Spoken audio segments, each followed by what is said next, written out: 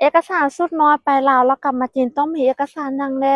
คนใดที่ว่าฮู้มาบอกได้เพราะว่าเดี๋ยวนี้ข้อยก็อยากฮู้ข้อยก็อยากเฮ็ดไว้เพื่อว่าเฮ็ดให้มันถูกต้องบ่อยากแบบว่าไปลาวแล้วเข้ามาจีนบ่ได้แล้วถ้าเข้ามาแล้วต้องได้เสียเงินบ่อยากเฮ็ดแบบนี้ข้อยอยากเฮ็ดให้มันถูกต้องคนใดที่ว่าเฮ็ดแล้วเป็นจั่งใดมาบอกมาแนะนำแหน่เพราะว่าตอนนี้หั้นน่ะบางคนก็แนะนำข้อยว่าให้ข้อยไปเฮ็ดใบยั่งยืนการแต่งงานแล้วเวลาเข้ามาจีนค่อยสิง่ายบางคนก็พัดว่า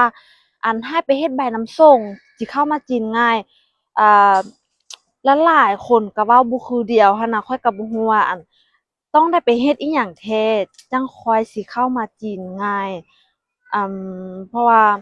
ข้อยอยากเฮ็ดให้มันถูกต้องเพื่อมื้อใดมื้อหนึ่งเอาลูกกับผัวไปยาม